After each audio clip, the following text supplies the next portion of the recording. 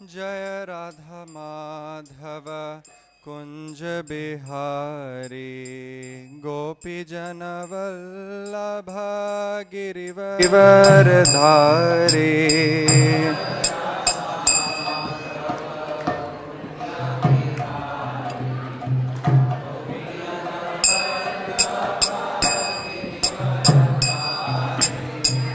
यशोदानंदन व्रज जनरंजनाय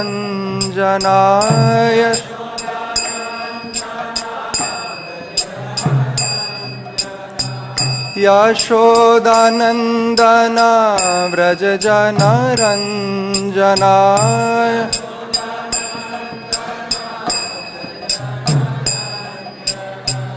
यमुनातीरावनचारी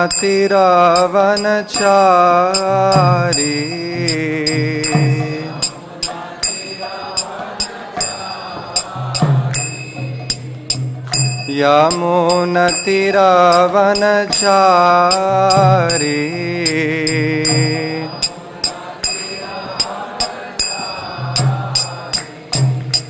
जय राधा माधव कुंज बिहारी गोपी जन वल्लभ गिरिवरधारी।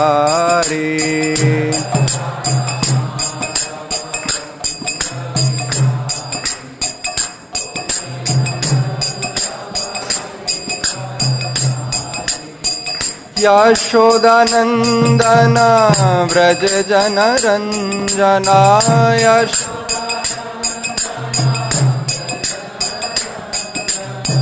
यमुनातीरावनचारी।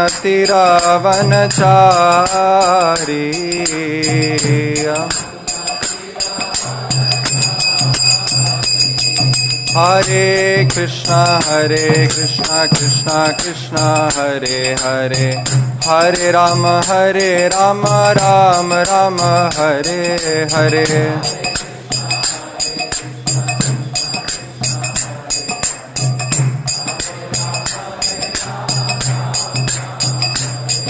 हरे कृष्णा कृष्णा कृष्णा हरे हरे हरे राम राम राम हरे हरे।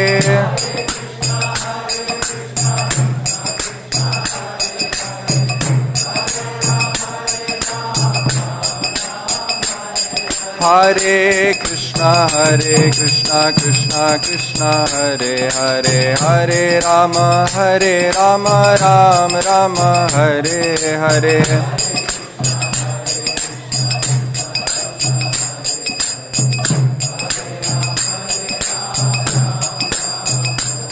जय राधा श्याम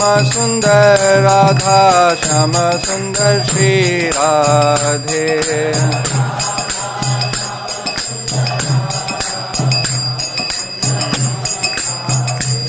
जय कृष्ण बलराम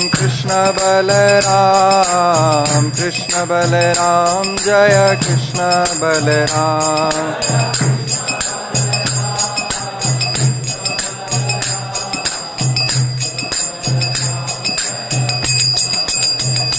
जय गौरनिताय जय गौरनिताय।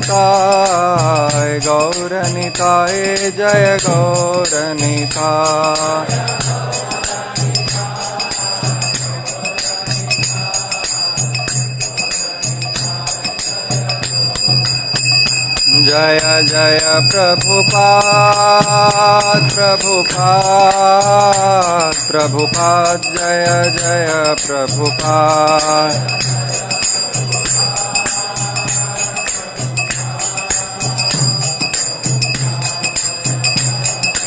निताय गौर हरि बोल निताय गौर हरि बोल।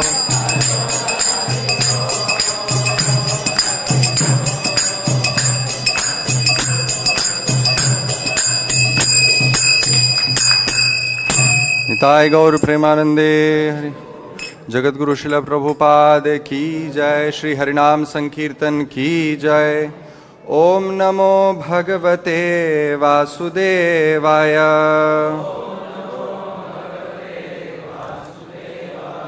Om Namo Bhagavate Vasudevaya.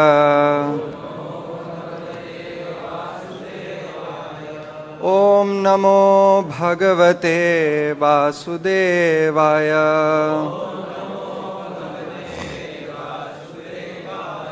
Narayanam Namaskritya Naram Chaiva Narottamam Devim Saraswatim Vyasam Tato Jayam Mudiraye Nashta Prayeshva Bhadreshu Nityam Bhagavata Sevaya Bhagavati Uttama Shloke Bhaktir Bhavati Naishtiki Kṛṣṇāya Vasudevaya Devaki Nandanaya Cha Nanda Gopa Kumaraya Govindaya Namo Namaha.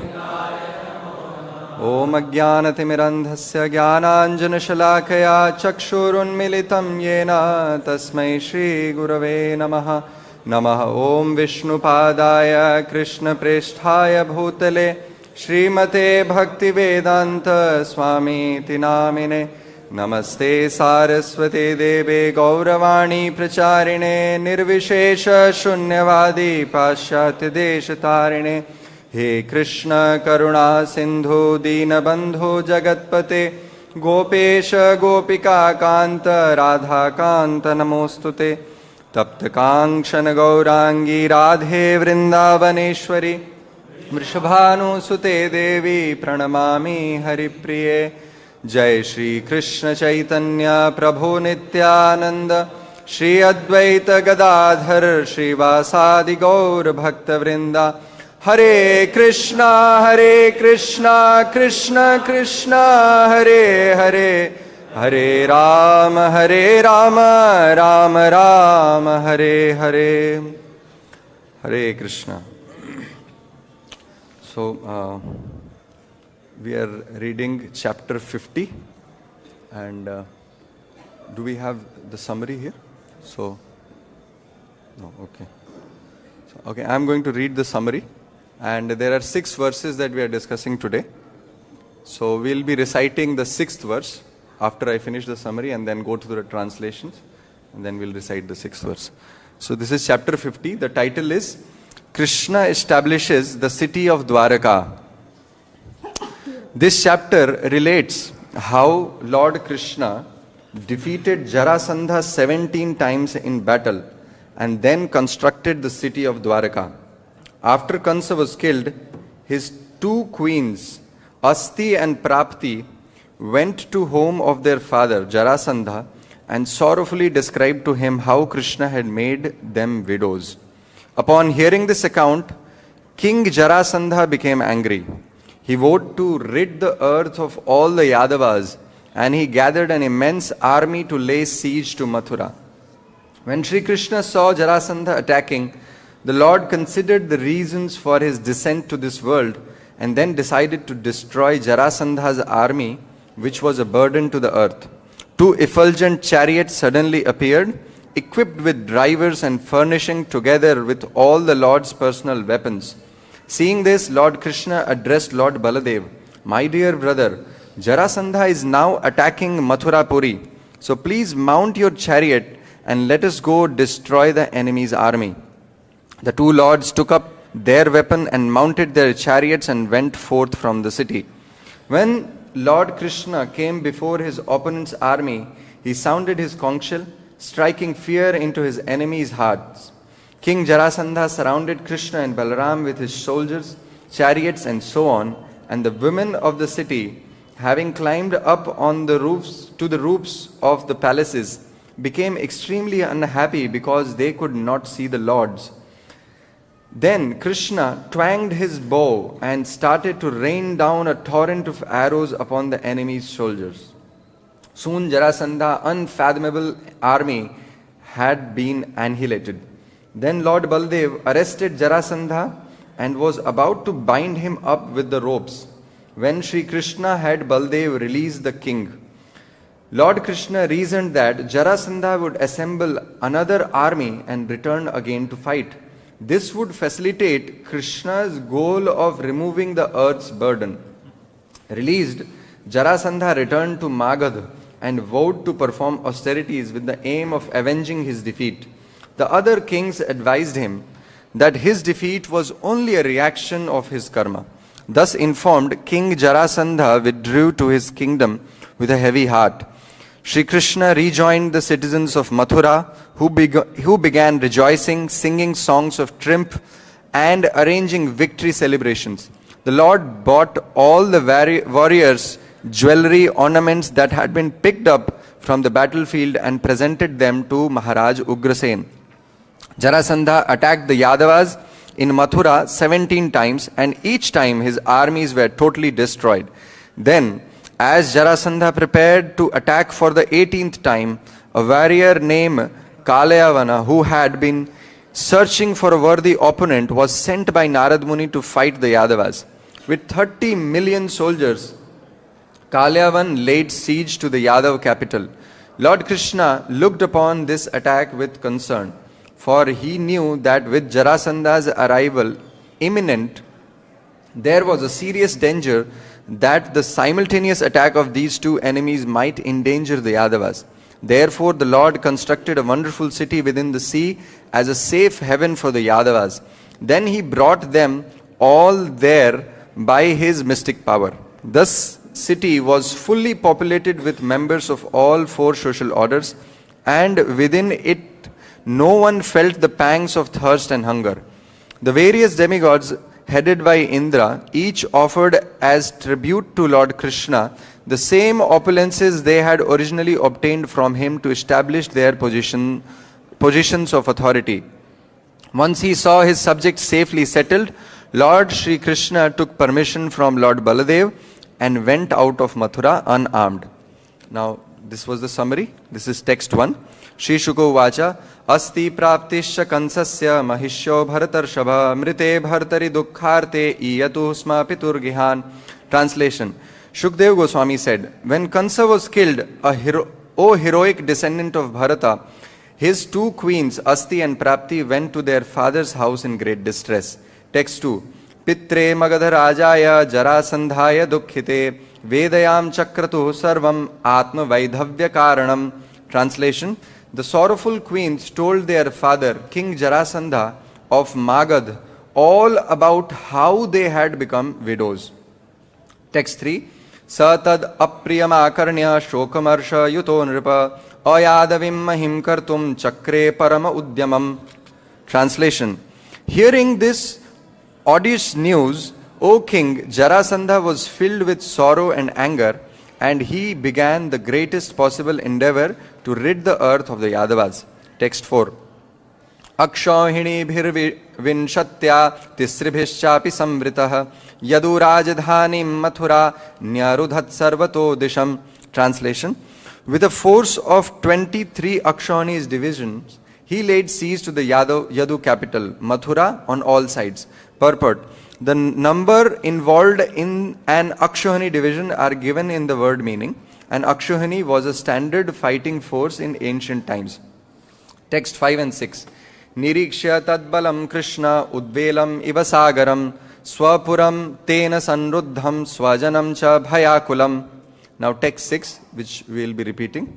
So kindly repeat after me. Cintayām bhagavān hariḥ kāraṇa-mānuṣaḥ tad-deśa-kālānuguṇaṁ sva-avatāra-prayojanam cintayām bhagavān hariḥ kāraṇa-mānuṣaḥ tad-deśa-kālānuguṇaṁ sva-avatāra-prayojanam cintayām bhagavān hariḥ kāraṇa-mānuṣaḥ tad-deśa-kālānuguṇaṁ sva-avatāra-prayojanam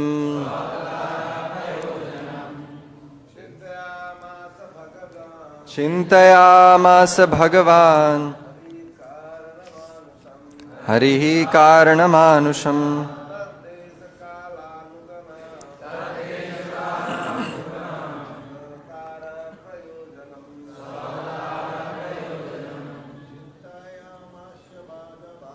cintayāmasa bhagavān hariḥ kāraṇa-mānuṣaḥ tad-deśa-kālānuguṇaṁ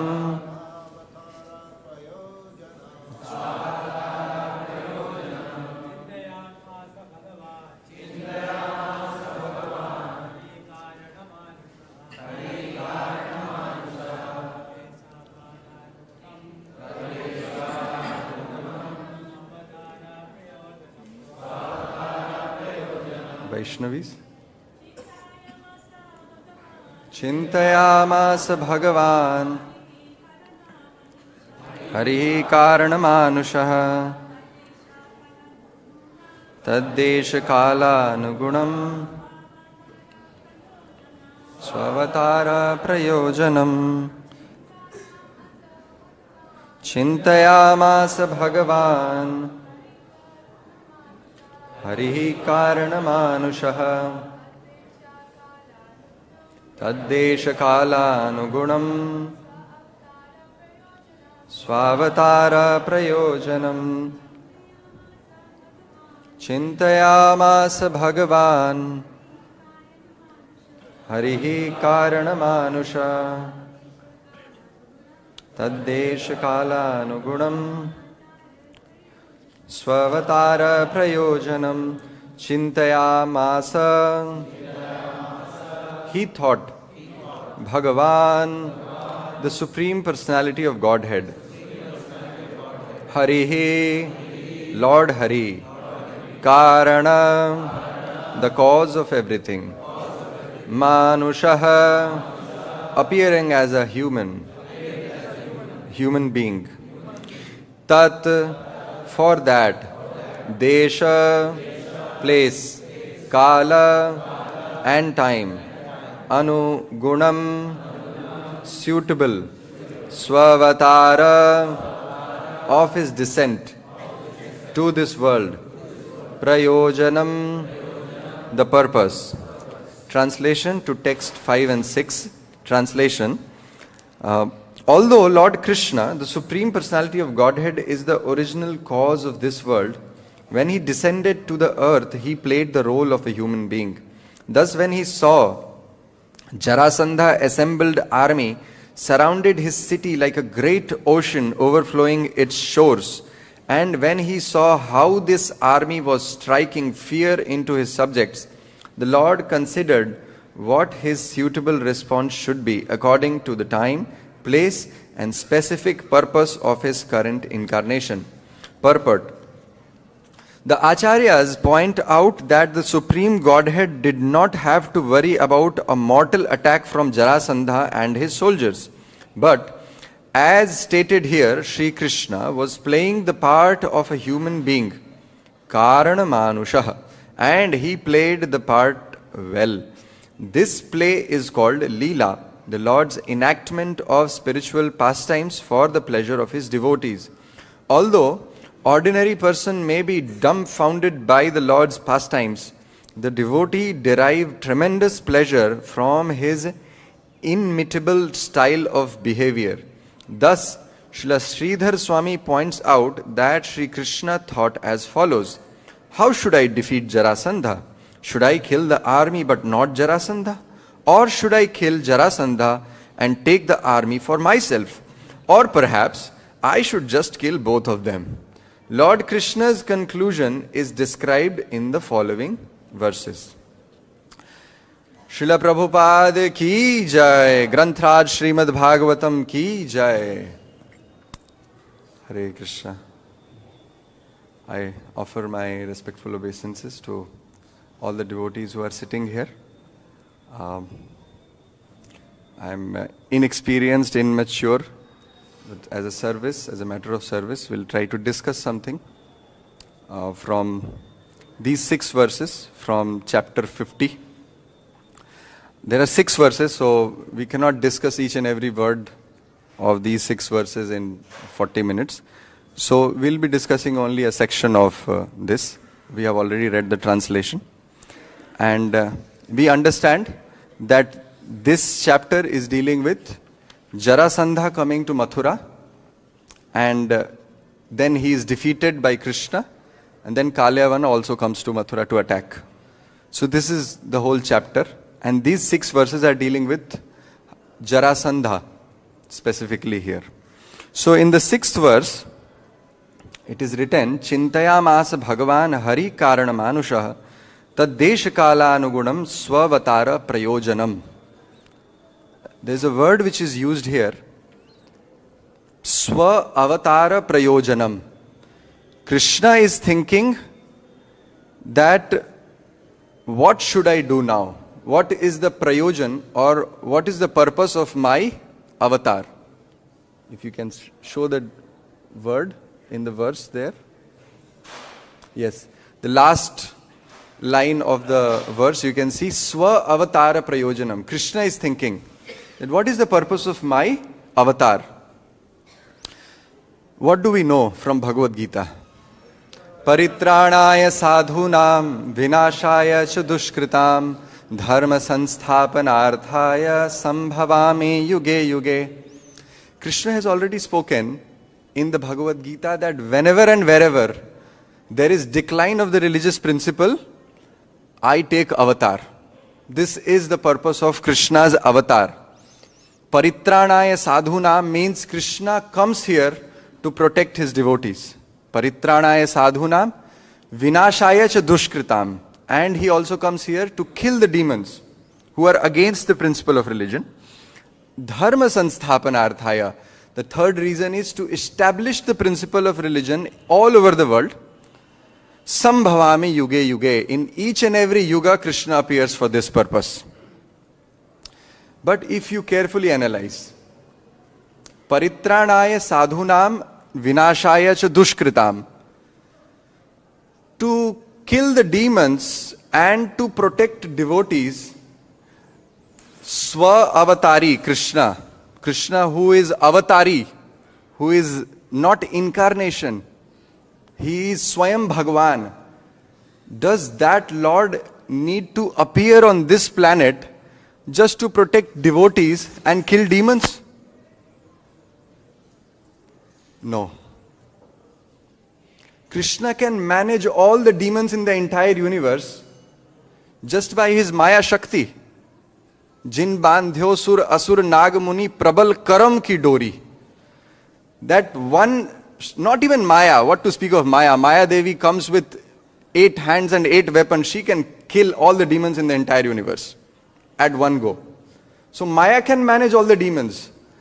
What to speak of Maya? Just one potency, one Shakti of Maya, which is called karma, that manages all the universe. That can send all the demons to the hell for all time to come. So to say that Kṛṣṇa actually appears to kill the demons, it is kind of an external reason for Kṛṣṇa's appearance, which is discussed in Chaitanya Charitamrita. Therefore, to kill demons, Kṛṣṇa does not need to do anything. In fact, one servant of Kṛṣṇa, if he comes to this material world, he can finish up all the demons. In Ramayana, Sri Hanumanji was sufficient to kill the entire army of Ravana. Therefore, for Hanumanji it is said, Atulit baladham hema shaila bhadeham danujavan krishanu jnaninam agraganyam sakala gulunidhanam vanaranam adhisham raghupati priya bhaktam vatjatam namami. What to speak of Hanumanji? Hanumanji, it is said that he has so much strength and power that he can finish up all the demons. Therefore it is said Atulit baladhama. Atulit means Atul means not to be compared. His strength and might cannot be compared. Atulit baladhama. It is said that the might or strength of 10,000 elephants is embodied in one diggaja. Diggaja are those elephants which balance this entire universe. So there are 4 diggajas which are balancing this whole universe, universal plane. So the might and strength of 10,000 elephants is embodied in one diggaja. The might of such 10,000 diggaja is embodied in one Airavata, the elephant of Indra. The might of 10,000 Airavata, it is embodied in one Indra. The might of 10,000 such Indra is embodied in thunderbolt of Indra, because it is given by Lord Vishnu. And the might of 10,000 such thunderbolts is embodied in just one pore of the body of Sri Hanuman. So just imagine. Therefore, Atulit Baladhama. If Hanumanji comes here, who is Jarāsandha? Therefore, Kṛṣṇa has to come to kill Jarāsandha. It is said, bandhta nahi sāgar pāhan so dal bānar bhālu kahan lag dhote. The strength of Hanumanji. Even Lord Ram had to take help of Hanumanji. Bandhta nahi sāgar pāhan so dal bānar bhālu kahan lag dhote. शत योजन सिंधु तरंग तरंग ते जान की जान कोई नहीं खोते. रहते रघुबीर अधीर पुनि बनवासी बने सिय वियोग में रोते. गढ़ लंक अशंक विजयी रहता हनुमान हठी जो सहाय न होते. If Hanumanji was not there, even Lord Ram had to cry for Sita. So such might and strength of Hanumanji. Lord sends Hanumanji, he can finish up all the demons at one go. One servant is sufficient. Therefore, to say that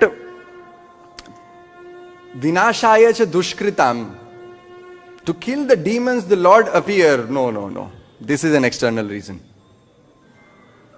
Then paritranaya sadhunam, one says no, okay. To protect devotees, Kṛṣṇa has to appear. So sva-avatari Sri Kṛṣṇa has to appear to protect devotees? No, even that is not needed. One servant of Kṛṣṇa also can protect the devotees. So these 2 reasons are external. Let's come back to the third reason. What is the third reason? Dharma sansthapanarthaya. That means to actually establish the principle of religion. This can be a plausible explanation for Kṛṣṇa's appearance. And this is said in Srimad Bhagavatam. Yes. To establish the principle of religion, apani acharya prabhu jivera sikhaye, eit siddhant gita bhagavat gaye. Kṛṣṇa comes to establish the principle of religion by practicing himself. Okay, understood. In Srimad Bhagavatam, it is said, martyavataras tviha martya shikshanam. Kṛṣṇa comes, or Sri Ramachandra, he appears in this planet not to kill the demons, not to protect the devotees, but he comes to give shiksha, or he comes to give lessons to this mankind, that how to live in this world. So this is one plausible explanation to Kṛṣṇa's appearance. But if you look carefully, even this reason is external.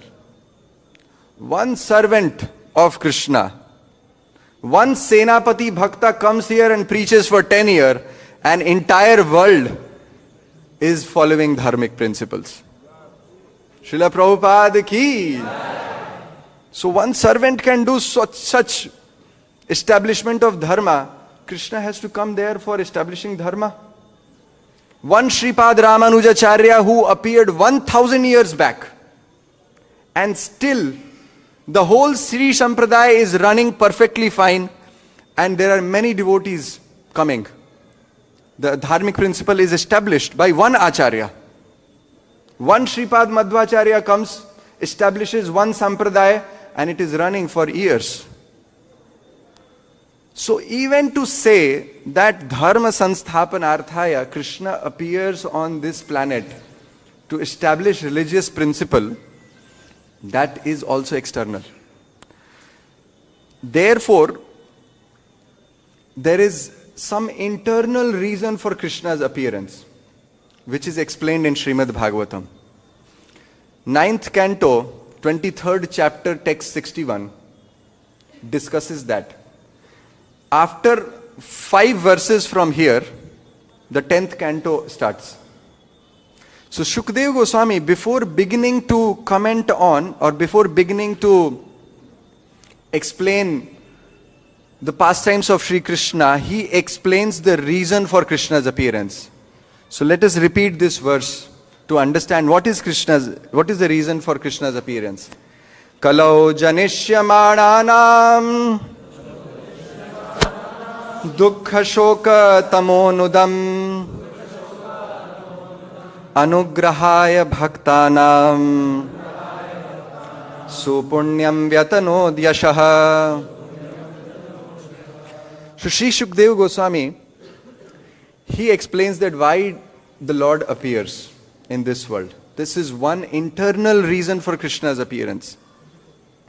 He says, Kalau janishyamānānām, that those who are born in this age of Kali Yuga, who are always afflicted with misery, who are always afflicted with pain, who are always afflicted with lamentation, and they are always immersed in tamoguna. Kalau janishyamānānām dukkha shoka tamo nudam. To remove the suffering of all these jivas in Kali Yuga. Kṛṣṇa appeared in Kali Yuga? Kṛṣṇa appeared in Dwaraka Yuga. But the purpose of his appearance is for our deliverance. That those who are always afflicted with pain, misery, and dukkha, shoka, lamentation, to remove all this suffering, Kṛṣṇa appears here. Anugrahaya bhaktānām, and to show mercy upon his devotees, Kṛṣṇa appears. Supunyam vyatanodyaṣah. His most glorious pastimes, he expands his glorious pastimes in Dwapara Yuga for the purpose of the jivas of this Kali Yuga. Why? Because these living entities who appear in Kali Yuga, who are the most unfortunate in one way, Kalau Shudra Sambhava, they will be able to hear and chant these pastimes. By reading Srimad Bhagavatam, by hearing Srimad Bhagavatam, they will get purified. So, Kalau janishyamānānām, for the purpose of Kali Yuga jivas, for our deliverance, Kṛṣṇa comes to this material world. This is one internal reason. And by giving us this Srimad Bhagavatam, he inspires us through the sadhus to read and hear Srimad Bhagavatam, by which these jivas of Kali Yuga will be purified. This is one internal reason for Kṛṣṇa's appearance. Here also, in this verse, it is said there are 2 kinds of people in Kali Yuga. First is dukkha, shoka, tama, nudita. That those who are always afflicted with pain, misery, anxiety, this is one kind of jivas. And the second kind of jivas are those who are devotees. Anugrahaya bhaktānām. So twofold purposes.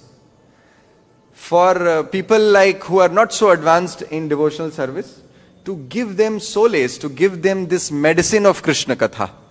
This Kṛṣṇa Katha acts like medicine for us. And those who are devotees, those who are already advanced in Kṛṣṇa consciousness, for them it acts like ambrosial nectar. It helps them. It nourishes their heart. So this is the reason for Kṛṣṇa's appearance. Therefore, Sri Brahmaji, in his stuti, he says that by hearing Kṛṣṇa Katha, or by hearing the pastimes of Kṛṣṇa that we are hearing now, these are the best and the easiest means to go back home, back to Godhead. Pureha bhuman bahavo piyoginas tvadarpiteha nijakarma labdhaya vibuddhya bhaktayaiva kathopanitaya prapedirenjo chyutate gatim param. 10th canto, chapter 14, text 5. Brahmaji prays that pureha bhuman bahavopayogina. O Lord, in the previous ages, many yogis have attained your lotus feet. And what is the means of attaining that lotus feet? They offered all their activities onto your lotus feet. And they started hearing your katha. Vibudhya bhaktyayiva kathopanitaya. They developed bhakti in their heart, which was brought to them by Kṛṣṇa katha. And prapedire injo chutate gatim param. They attained paragati. They attained the kingdom of God very easily. Anja means very easily. With very less effort they attained the kingdom of God just by hearing Kṛṣṇa katha. Very interesting here in this verse. In our Sanatan Dharma, all the demigods and all gods, you can say demigoddesses as well, they all have a vahan. They all have a vahan on which they sit and travel. Just like Lord Shiva. What is Lord Shiva's vahan? Nandi, a bull. Parvati or Durga Devi's vahan is a lion. Kartikeya's vahan is a peacock. Ganesha's vahan? Mouse. Yes.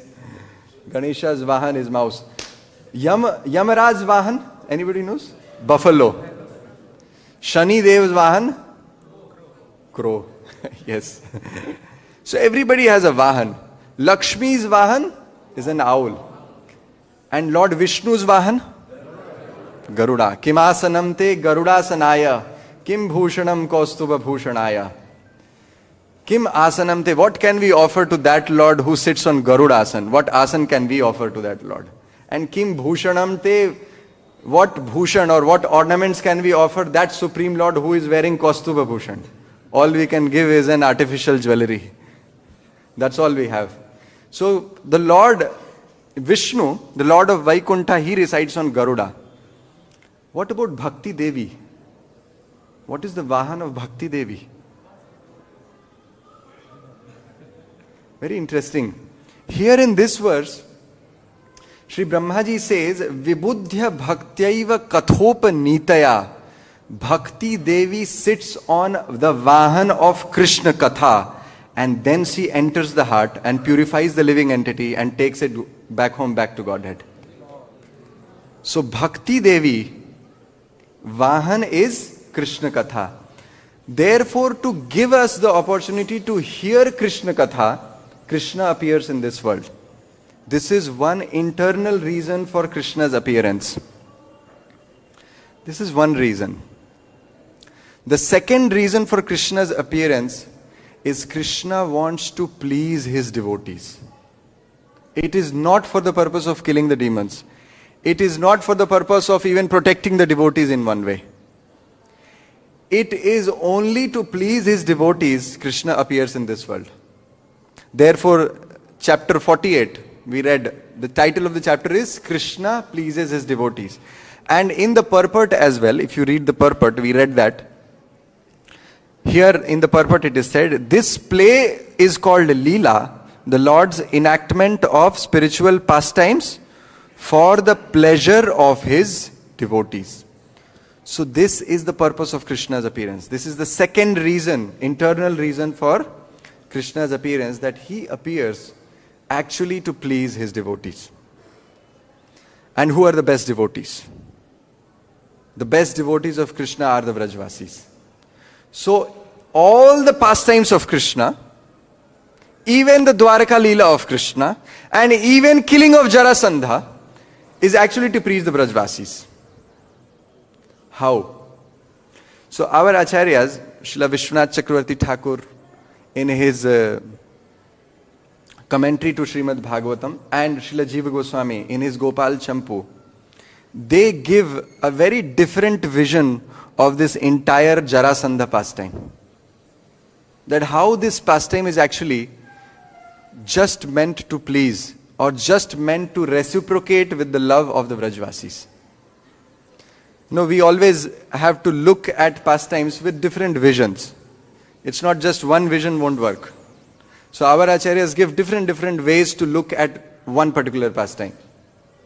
I remember one disciple of Srila Prabhupada, he was telling about Prabhupada, that one devotee, he came to Prabhupada and he asked Prabhupada that, Srila Prabhupada, how can I serve you? Prabhupada replied in 3 words, just love Kṛṣṇa. That's all. Now 2 devotees were standing there. One devotee, while explaining this, he said that actually this devotee was a fairly new devotee. New means 1 or 2 months old. If you're 6 months old, you are senior devotee in ISKCON at that time. So this devotee was telling that he was fairly new devotee and he asked Prabhupada that what can I do, and Prabhupada knew that if I give a very big order to him, he won't be able to fulfill my desire.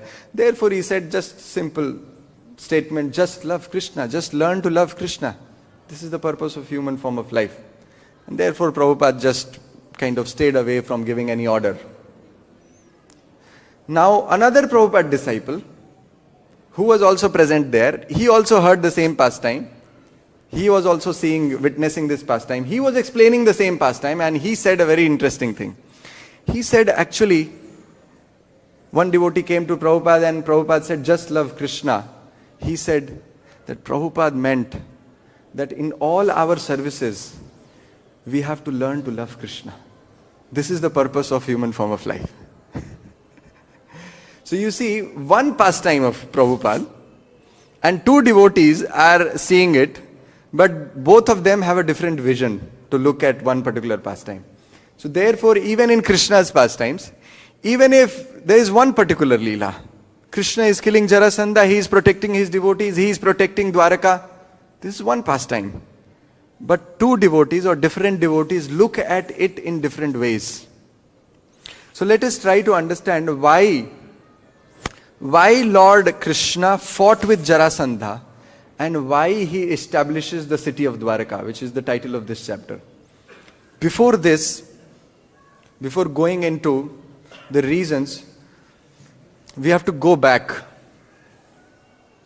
Kṛṣṇa killed Kansa, and as soon as Kansa was killed, a political turmoil got situated in Mathurā. After killing of Kansa, Kṛṣṇa was wanting to go back to Vrindavan. And 2 days passed when he left Vrindavan and he came to Mathurā. Mother Yashoda, being in Vrindavan, she was becoming completely anxious. That where is my child?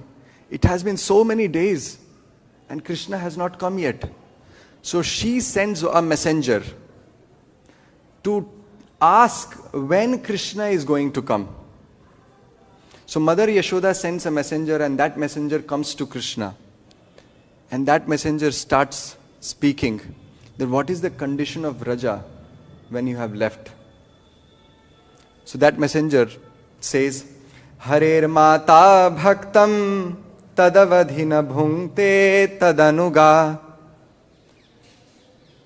That messenger speaks to Kṛṣṇa that, O Kṛṣṇa, since you left Vrindavan and came to this city of Mathurā, your mother, Maya Yashoda, she has not eaten anything since last 2 days. And she has been crying. She has been crying pitifully for you all day long. Therefore she is asking, please come back, please come back. So Mother Yashoda is completely anxious. Tatha tasmin gopa pratimuhurupayati vidhura. Srila Jiva Goswami in Gopal Champu quotes this verse. And all the cowherd boys, your friends, they are not able to bear your separation, Kṛṣṇa. They are also crying for you. All day long they are crying, and with great difficulty they are maintaining their life here in their body. Therefore, Kṛṣṇa, let's go back. Now that Kansa is killed, let's go back to Vrindavan. Kimanyad vaktavyam vrajamanugatam yad pashukulam. And what about the cows? The cows, the calves, they are also crying tears in your separation, O Kṛṣṇa. Therefore, please come back. Vanastham yadvatan nikhilamiha shiryad vilapati. All day long, all the Vrajvasis, they are crying, they are lamenting, they are wailing, they are grieving in separation from you, O Kṛṣṇa. Kṛṣṇa, you must immediately come back to Vrindavan. So a messenger from Vrindavan arrives in Mathurā and gives this message to Kṛṣṇa. Kṛṣṇa, hearing this message, he also starts to cry. Balaramji hears this message. Balaramji is completely anxious to go back to Vrindavan. And he also starts to cry. Kṛṣṇa and Balaram, they both together go to a room. This is all after killing of Kansa. And they discuss what should we do now. Balaram suggests that let us go back to Vrindavan now. It's been 2 days and all the Vrajvasis, they are crying in our separation. We have to go back to Vrindavan. So before they go back to Vrindavan, they go and meet Ugrasen and all the Yadus in an assembly. And they put up a request in front of all the Yadu who are present there.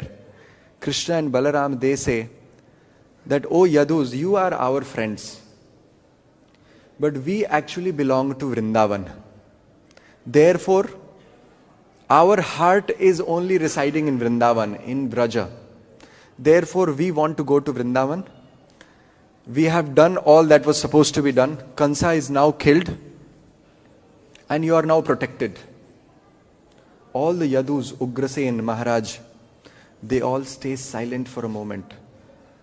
Then one of the Yadus, Vikadru, elderly Yadu, he stood up and he starts saying to Kṛṣṇa and Balaram, then my dear Lord, you killed Kansa and till this time we were thinking that Kansa is our only enemy. He is the only enemy who is there in Mathurā. But after killing of Kansa, a great political turmoil has got created in Mathurā.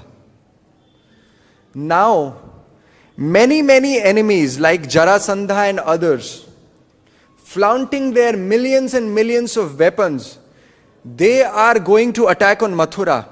If you leave us at this moment, how will we remain protected here in Mathurā?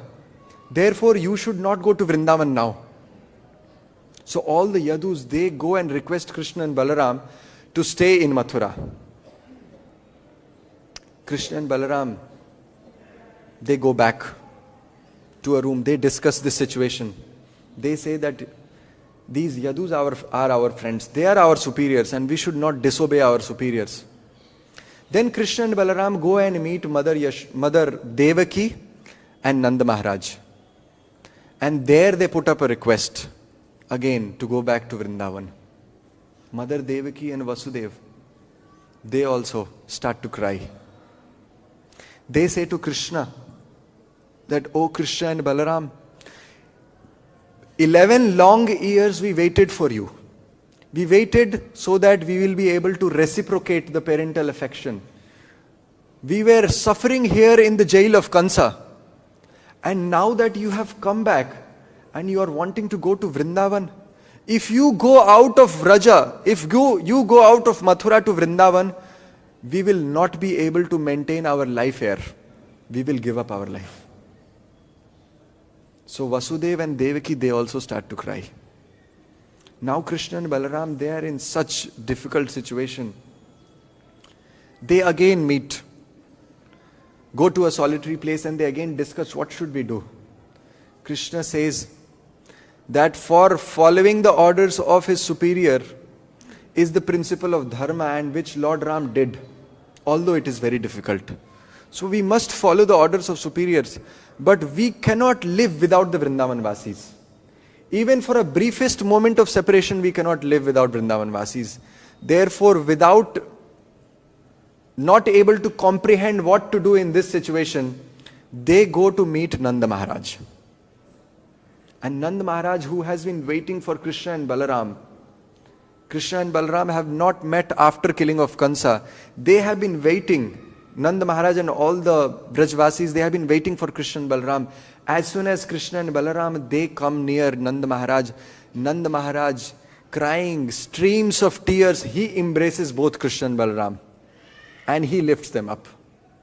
And it is said, Srila Jiva Goswami says, that just as a miser who holds his wealth very close to his heart, does not want to let it go, in that same manner Nanda Maharaj carried both Kṛṣṇa and Balaram in his hands and embraced them tightly to his chest. Nanda Maharaj crying, Kṛṣṇa and Balaram, they both crying. And they are saying to Nanda Maharaj, Balaramji narrates the whole incident, that how this turmoil situation has come upon us. The Yadus are saying that we should stay back. Vasudeva and Devaki, they are thinking that we are their son. Therefore, they are also saying that we should stay back, but we want to go to Vrindavan. Balaramji narrates the whole thing there. Nanda Maharaj says to Balaram that, oh Balaram, you are actually legitimate son of Vasudeva and Devaki. It is well known that Balaram is the son of Vasudeva and Devaki.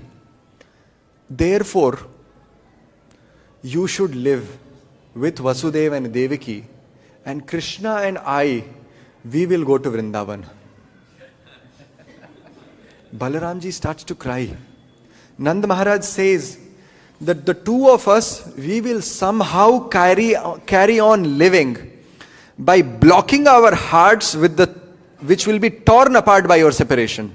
Nanda Maharaj says to Balaramji, we will not be happy without you, Balaram, but our hearts will be torn apart by your separation, but we will block that torn apart heart by the stone of discrimination. We will remember that you are actually the son of Vasudeva and Devaki.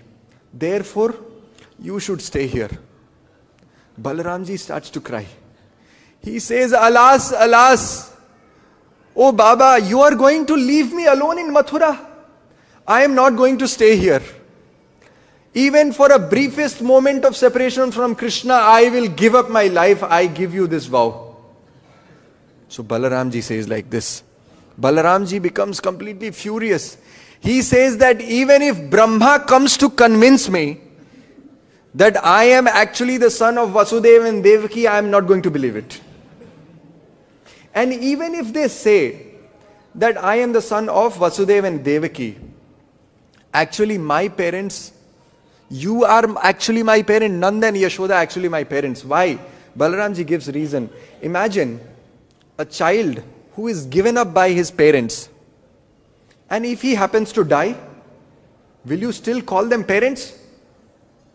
I might have died, but because you took care, therefore you are my father and Yashoda is my Maiya. Therefore without Kṛṣṇa I am not going to go back. Now Kṛṣṇa starts to speak. Kṛṣṇa says that, Baba, since we have come to this city of Mathura, all the Yadus, they are saying that I am son of Vasudeva and Devaki. And they are telling me to stay here. And not just for 1 or 2 days, indefinitely they want me to stay here. And I don't understand. They keep telling me about one Akashvani which happened when Devaki was married. That the 8th child will kill Kansa. And they tell, because you have killed Kansa, you are the 8th child. And therefore you are the son of Vasudeva and Devaki, you should stay here. Kṛṣṇa says like this. Nanda Maharaj is also confused. Then Kṛṣṇa says that actually we have run away by force without their knowledge. I am so unhappy with these Yadus. They are actually our friends, but they did not invite you to dine. I don't understand why they are acting like our enemies. Nanda Maharaj says that, oh Kṛṣṇa, you are so beautiful. You're so charming that everybody gets attracted to you. And I think only because of this, they think that you are the son of Vasudeva and Devaki. And I remember Garg Muni had come to Vrindavan in the naming ceremony. He had actually said, Pragayam Vasudevasya Kvachit Jata Tavatmaja. Garg Muni had said that previously, this Kṛṣṇa was son of Vasudeva. Garg Muni meant that in this life previously, Kṛṣṇa was son of Vasudeva. Nand Maharaj understood in previous life you were son of Vasudeva and Devaki. Therefore Kṛṣṇa, because they think that, because previous life some sanskaras are following, therefore they have parental affection towards you. Therefore don't worry about it. You are actually my son. Now Nand Maharaj gives many reasons here. He says, even if we say, even according to the story which is given by the Yadus, according to their story, the 8th child was supposed to kill Kansa. Therefore you are the son, they are saying. But the Akashvani which happened and Durga Devi, what she spoke is completely contradictory. Durga Devi said that whoever was supposed to kill Kansa has taken birth somewhere. So how can you be the son? You cannot be the son. Nand Maharaj says like this.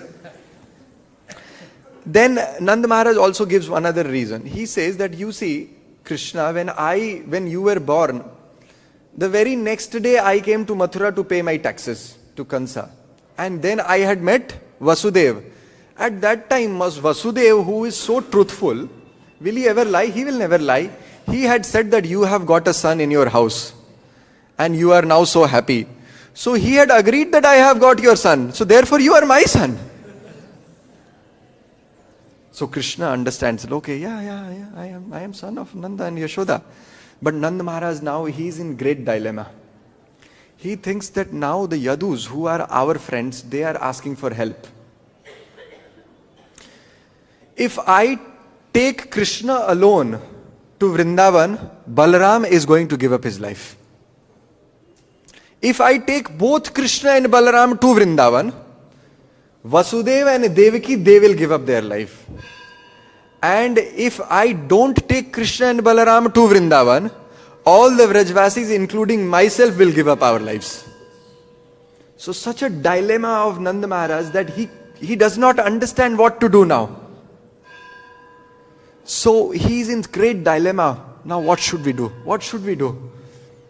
Kṛṣṇa, he says, Baba, I'll give you a solution. Yadus are our friends and we must help these Yadus. Therefore, for few days, Balaram and me, we will stay here in Mathurā and we will help the Yadus manage these difficulties with Jarāsandha and all the demons who are going to attack.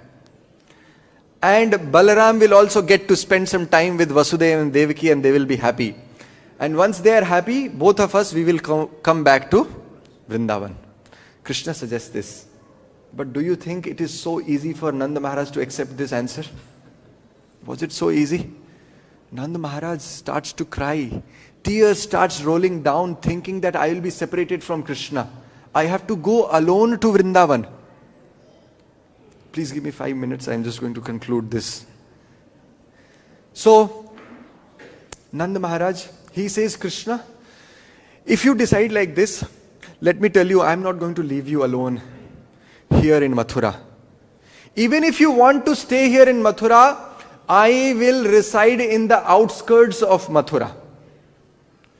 Kṛṣṇa says, Baba, if you reside in the outskirts of Mathurā, what will happen to Maiya who is there in Vrindavan? She needs to be consoled. Baba, therefore you must go back to Vrindavan. Nanda Maharaj says, oh, no, don't worry about Mother Yashoda. I will bring Yashoda also to the outskirts of Mathurā. Kṛṣṇa says that, Baba, you are the king and queen of Vrindavan. If both of you will come, the entire Gokul will get devastated. Therefore, you both should not come to Mathurā. Nanda Baba says, I will bring the entire Gokul to the outskirts of Mathurā. Kṛṣṇa says, Baba, if you bring the entire Gokul, what will happen to the cows? Our cows are our worshipable deities. Therefore, we must protect the cows. Nanda Baba says, I'll bring all the cows also back to here in Mathura. Kṛṣṇa says, Baba, you do not understand the political situation in Mathura. Jarāsandha is very soon going to attack Mathura. And when Jarāsandha comes to attack, he will besiege the entire Mathura. He will surround the entire Mathura on all four sides. 23 Akshahanis, we just read that. 23 Akshahanis Sena.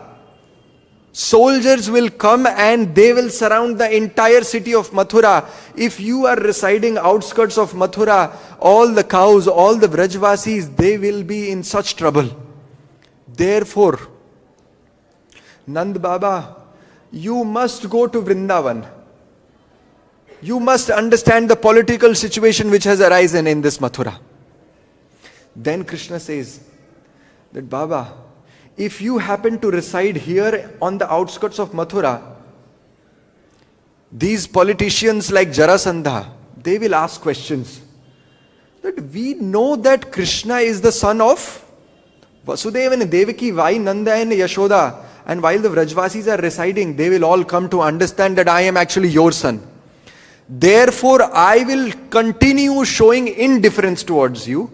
You will continue to reside in Vrindavan, and nobody will in the entire world come to know that I am actually your son. Let us keep this as a secret to protect yourself. Why? Kṛṣṇa says, you see, these Yadus are our friends. If I have to protect Yadus, I can build up a palace and I can build up a kila, a fortress in which I can protect the Yadus. But these Gokulvasis, we have unlimited number of cows. We can't keep cows in a fortress. Therefore, keeping this secret that I am not actually your son and I will continue to behave as if I am not your son. This secret will continue to protect all the Vrindavan Vasis. Therefore, you must go. Now, Nand Baba, crying tears of affection for Kṛṣṇa, he has to agree to Kṛṣṇa. Therefore, he goes back. But he says that, what will I tell to Yashoda? Kṛṣṇa writes a letter to Yashoda. Kṛṣṇa says to Yashoda that, Maiya, since I have come to Mathura, every day you have been preparing many, many sweets. And you are offering me. And you think in your imagination that I come and eat. But actually it is not your imagination, Maiya. I actually come and eat every day. Kṛṣṇa gives this letter to Subal. Subal reads this letter every day while being in Vrindavan to Yashoda, to convince Yashoda that Kṛṣṇa is actually present in Vrindavan. The cows, Kṛṣṇa gives his pitambar to Subal. Kṛṣṇa gives Nilambar to another his friend. And the cows, they dress like Kṛṣṇa and Balaram, and the cows maintain their lives thinking that Kṛṣṇa and Balaram, they are present with us. Every day the Vrajvasis, Kṛṣṇa tells the Vrajvasis that every day you go and embrace these trees of Vrindavan and you keep telling them in the ears that Kṛṣṇa is going to come. Just wait, Kṛṣṇa is going to come. So this is the political situation in Mathura, because of which Kṛṣṇa actually sends many, many messages and he stays back in Mathura. Kṛṣṇa fiercely fights Jarāsandha, remembering the unequaled love, the most profound, sublime love of the Vrajvasis, knowing that I have given the promise that I have to go back to Vrindavan very quickly. Therefore, Kṛṣṇa, even when he is fighting with Jarāsandha, he is remembering the love of the Vrajvasis. He is thinking that I have given promise to Nanda and Yashoda that I am going to come back. And this is the mood in which Kṛṣṇa fights with Jarāsandha in this chapter. Now, 17 times Kṛṣṇa defeats Jarāsandha. Why Kṛṣṇa actually set up Dwaraka, another reason is given by our Acharyas, that 17 times he defeated. 18th time, Jarāsandha brought such a huge army, it was like an ocean overflowing. So when ocean overflows, it overflows to the cities. Therefore, Jarāsandha army, it overflowed so much that the army started going towards Vrindavan. And therefore, to protect the Vrindavan Vasis, Kṛṣṇa thought, I must protect all the Vrajvasis. He shifted the entire Mathura to Dwaraka. So this is where we can see that how Kṛṣṇa, although he is present in Mathura, his mood or all his desires is to please and reciprocate with the Vrindavan Vasis. All the pastimes, even in Mathura Leela, are only meant to please the Vrindavan Vasis. And this is something very important for us as well. No matter where we stay, no matter where we go to preach, we must remember, just like Kṛṣṇa remembers that I am a Vrindavan Vasis, we also must remember this Sambandha Gyan that we are Vrindavan Vasis. We belong to Vrindavan and our relatives are Nanda, Yashoda and all the associates. And we are Kṛṣṇa's servants. Prabhupada, when he went to the West, he would often say that I am a saint from Vrindavan. And when Prabhupada became a success, the Vrindavan Vasis also, they understood, they thought that Prabhupada is our hometown success. Grantraj Srimad Bhagavatam ki jai, Srila Prabhupada ki jai, Nitai Gaur Premanande. Kindly forgive me for taking extra time. I don't have time to take question answers or comments. I will take it offline. Hare Krishna.